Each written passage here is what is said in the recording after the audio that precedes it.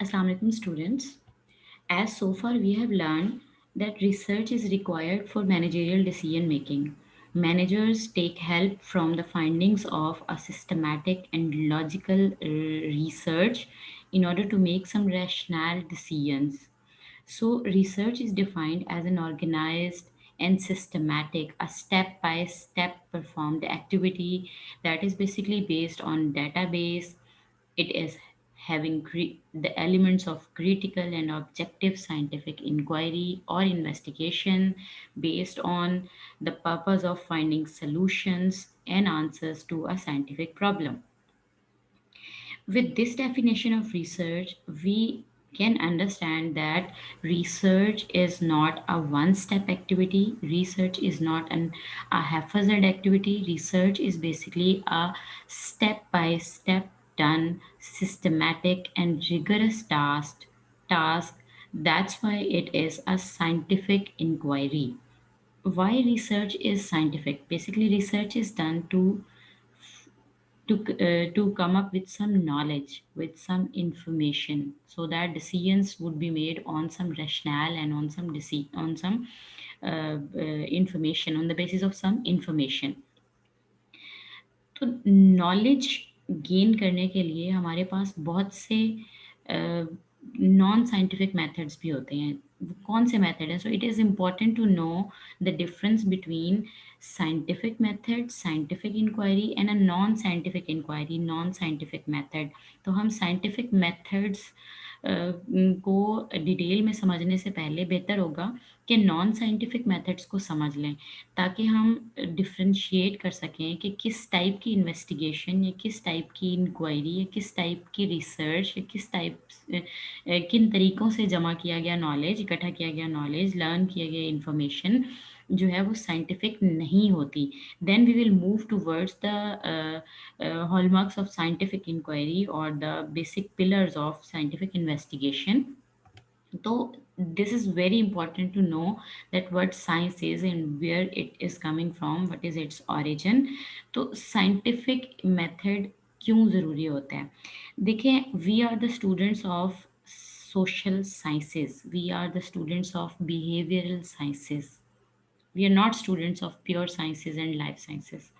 जो pure sciences होती हैं उसमें आपको पता है जी, हमने कुछ फ़िक्स मिकदार ले ली, कुछ 1-2 एलिमेंट्स की और हमने एक थर्ड एलिमेंट बना दिया। हमने कुछ चीज़ों को, टेम्परेचर को, एयर एयर प्रेशर को और एटसेट्रा चीज़ों को हमने कंट्रोल कर लिया, तो उसमें डेफिनेटिव आंसर्स आते हैं। लेकिन जो हमारी सोशल साइंसेज़ की और बिहेवियरल साइंसेज़ की रिसर्च होती है, इसमें we are dealing with humans most of the time. Most of the time we are dealing with humans, और ह्यूमन बिहेवियर्स को या ऑर्गेनाइजेशंस के बिहेवियर्स को और आइडेंटिटीज़ के बिहेवियर्स को जब हम स्टडी कर रहे होते हैं, तो इसमें हमारे पास डेफिनेटिव आंसर्स नहीं होते। ठीक है? जब डेफिनेटिव आंसर्स नहीं होते तो बहुत सारे बायस्ड ओपिनियंस हो सकते हैं। कब होंगे? जबकि नॉन साइंटिफिक वे से हम रिसर्च कर रहे होंगे, non scientific methods of data collection हम ऑप्ट कर रहे होंगे।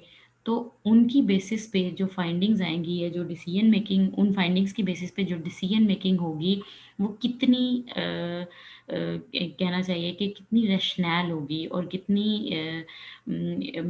यूज़फुल होगी। तो इसलिए in social studies, in behavioural studies, in organisational studies, in even in management sciences हमारा फोकस होता है towards scientific methods of data collection, towards scientific method of inquiry. So research को हम साइंटिफिकली कैसे लेके चलते हैं, इसको अंडरस्टैंड करने से पहले, जैसे मैंने आपको पहले कहा कि हम पहले नॉन साइंटिफिक मेथड्स को देख लेते हैं। बहुत सारे सोर्सेज ऑफ नॉलेज हैं जिनकी मदद से इंफॉर्मेशन कलेक्ट की जा सकती है, यानी इंफॉर्मेशन और नॉलेज गेन किया जा सकता है, या और ज़ाहिर है डिसीजन मेकिंग भी की जा सकती है, लेकिन वो नॉन साइंटिफिक होते हैं। मैं कोशिश करूँगी कि आप लोगों को एग्ज़ाम्पल के साथ बताती जाऊँ कि कैसे ये नॉन साइंटिफिक हो गया या कैसे ये लॉजिकल नहीं है। फॉर एग्ज़ाम्पल, इंट्यूशन और belief, this is a source of knowledge for most of the people. हम लोग किसी एक चीज़ को अपनी सोच लेते हैं, बिलीव कर लेते हैं, ठीक है? और फिर हम समझते हैं, if we stick with that, तो हम समझते हैं कि ये ऐसा है और वो ऐसा ही होता है। फॉर एग्ज़ाम्पल मैं आपको अगर ये कहूँ कि मेरे पास एक पेट कैट है और मैं ये समझती हूँ कि वो मुझसे ज़्यादा प्यार करती है, वो मेरी पेट कैट देन माय ब्रदर और माय अदर सिबलिंग्स। अब ये मुझे कैसे पता चला कि वो कैट मुझसे ज़्यादा प्यार करती है? मैं आप लोगों को फ़िलहाल बिज़नेस से हट के एक एग्ज़ाम्पल दे रही हूँ just to clarify the thing, और फिर ये हम इसी चीज़ को बिज़नेस सिचुएशंस पर भी अप्लाई कर सकते हैं। इसी चीज़ को समझ सकते हैं कि कैसे just a belief, just N assumption, just a thought, just an intuition, यानी मुझे लगता है कि मेरी पेट कैट मुझसे ज़्यादा प्यार करती है और वो मेरे सिबलिंग से मेरे भाई से, मेरी बहन से इतना ज़्यादा नहीं करती, उतना नहीं करती जितना मुझसे करती है, मुझसे ज़्यादा करती है। This is just a belief, just an opinion, मेरा पर्सनल ओपिनियन है, मुझे ऐसा लगता है। There is no other way to जज दैट। अब मेरे ओपिनियन की बेस पे तो हम इसको जज नहीं कर सकते या हम इसको फाइनल डिसीजन हम इस पर नहीं ले सकते। इट मीन्स कि इंट्यूशन की बेसिस पे या बिलीफ की बेसिस पे जो डिसीजंस लिए जाते हैं वो नॉन साइंटिफिक होते हैं, क्योंकि ये जस्ट एक ह्यूमन बीइंग का ओपिनियन था।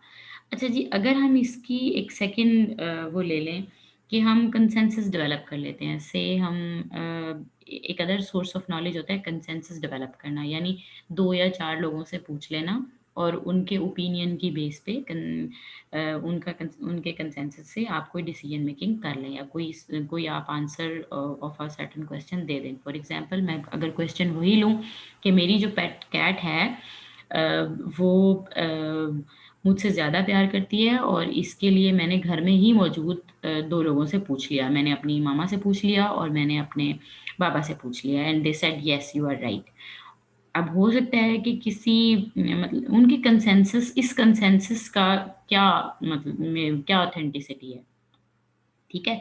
हो सकता है कि मेरे 2 और सिबलिंग्स, मेरी 2 और बहनें वो ये कहें कि नहीं, पेट कैट जो है हमारे ख़्याल से वो उनको मतलब मेरे दूसरे भाई को ज़्यादा प्यार करती है। तो अब क्या इसमें इस कंसेंसस या इस ओपिनियन पर कितनी इसमें मतलब एक एक बिलीव किया जा सकता है या कितना साइंटिफिक हम इसको समझ सकते हैं। ठीक है जी, तो कंसेंसस की बेसिस पर अगर जस्ट 2-4 लोगों से पूछ के और आपने एक जिसको मेजॉरिटी आंसर करी है, आपने उस ओपिनियन को फाइनल ओपिनियन समझ लिया है, तो this is a non scientific way of inquiry और किसी एक क्वेश्चन, यानी क्वेश्चन वाज़ दैट कि pet cat is loving more to me और टू माय ब्रदर। अब इसके आंसर में आपने 2 लोगों से पूछ लिया, 2 लोगों ने मेरी फ़ेवर में कह दिया और पॉसिबली 2 और लोगों ने 2 और लोगों के फ़ेवर में कह दिया। अब यहाँ पर जनाब क्योंकि हम लोगों के ओपिनियन सेम हो गए हैं, हमारे पास 2-2 लोगों के ओपिनियन आ गए हैं, तो फिर अगेन कोई डिसीजन मेकिंग नहीं हो पाएगी। नॉन साइंटिफिक है ये। अच्छा जी, एक और चीज़ इसमें आ जाती है, बाज़ औक़ात हम ऐसा करते हैं कि हम अथॉरिटी ऑफ ओपिनियन जिन लोगों के पास है, फॉर एग्ज़ाम्पल कोई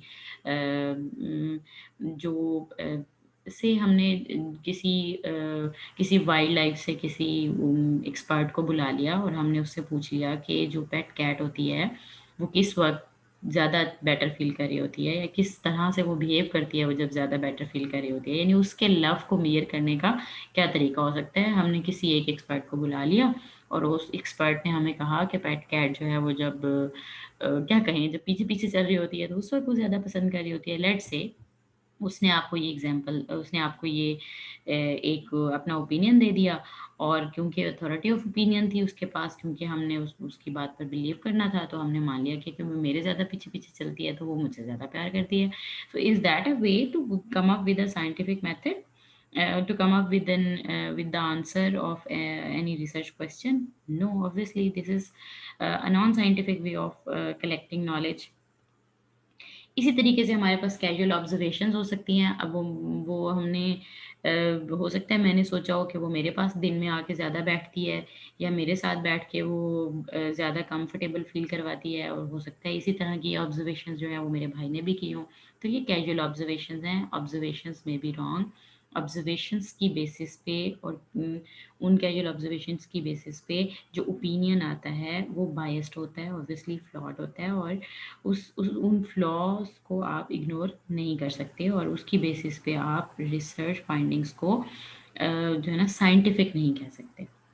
इसी तरीके से इन्फॉर्मल लॉजिक होती है। लाइक इनफॉर्मली आपने कह दिया कि क्योंकि ये जो पेट कैट है वो मेरे पीछे भी ज़्यादा आती है, मेरे साथ कंफर्टेबल भी फील करती है, और वो जब सुबह मैं जब जागती हूँ तो वो सबसे पहले मेरे पास आती है। लाइक कोई भी लॉजिक, एक हमने इनफॉर्मल लॉजिक जनरेट कर ली और उसकी बेसिस पे हमने अपने ओपिनियन को फाइनल करार दे दिया। तो मैंने अभी जो एक एग्जांपल ली, ये एक just for developing an understanding एक पेट कैट और की एग्जांपल ली है। लेकिन अगर आप इसी को किसी बिजनेस सिचुएशन में या किसी मैनेजरियल सिचुएशन में भी ले लें और आप कहें कि मुझे ऐसे लगता है कि बॉस जो है वो उन बॉस जो है वो उन एम्प्लॉइज़ को ज़्यादा पसंद करता है जो देर तक बैठते हैं। अब इसको मैंने कैसे मेज़र किया? This is just my intuition, just my belief, या ये कि 2-4 लोगों ने हमने इकट्ठे बैठ के ये आपस में बात की और हमने ये डिसाइड कर लिया कि हमारे बॉस ज़्यादा देर तक बैठने वाले लोगों को पसंद करते हैं। अगेन फिर हमने अथॉरिटी ऑफ ओपिनियन, जी हमने किसी एक शिफ्ट मैनेजर से ओपिनियन लिया और उससे पूछा कि जनाब आप बॉस के साथ ज़्यादा अरसे से काम करते हैं, तो व्हाट डू यू थिंक कि बॉस की लाइकनेस किस किस्म के एम्प्लॉइज़ के लिए होती है? और उन्होंने भी कह दिया कि जी हमारी लीडरशिप जो है वो ज़्यादा देर तक बैठने वाले लोगों को पसंद करती है। These are these all are just the non-scientific way of collecting information. These all are just the non scientific sources of knowledge.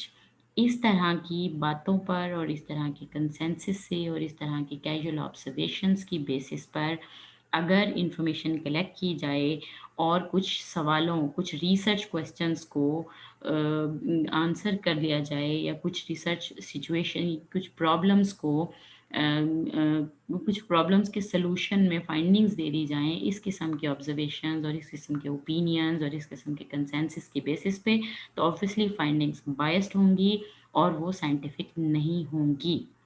और वो कभी भी रिसर्च जो है वो जनरलाइज़ेबल नहीं होगी, रेप्लिकेबल नहीं होगी, उसमें रिगॉर नहीं होगी, जो कि हमारे हॉलमार्क्स ऑफ साइंटिफिक मेथड हैं। Hope the point is clear to all of you. Now we are moving towards the understanding of hallmarks of scientific research. Okay, कि रिसर्च के अंदर कौन-कौन से कैरेक्टरिस्टिक्स, एक रिसर्च प्रोजेक्ट के अंदर कौन-कौन सी कैरेक्टरिस्टिक्स होंगी, तो वो साइंटिफिक रिसर्च या साइंटिफिक इंक्वायरी होगी। बेसिकली ये 8 हैं, naming them all, purposiveness, rigour, testability, replicability, precision and confidence, objectivity, generalizability, and parsimony. Now we will start understanding each one of these one by one, and I will try to quote some examples for these uh, one by one. Purposiveness. Purposiveness states that research should be having some purpose behind. Purposeless research is of no use. वो research quantitative है या qualitative है, या वो research applied है या basic है, there should must be a stated purpose of research. ऐसा नहीं होता कि आप ब्लाइंडली रिसर्च करना शुरू कर दें और फिर आप कहें कि जो मिल गया वही हमारी रिसर्च फाइंडिंग्स होंगी और उसी की बेसिस पे हम कोई क्वेश्चन भी डेवलप कर देंगे कि हमने इस पर रिसर्च किया। This is a backward flow backward flow of knowledge. ये इसके रिजल्ट्स क्या होंगे?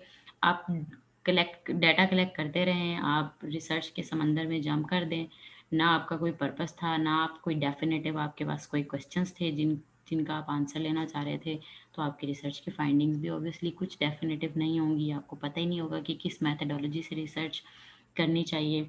फॉर एग्ज़ाम्पल मैं अगर यही ले लूँ कि स्टूडेंट एब्सेंटीज़्म की रीज़न्स क्या हैं।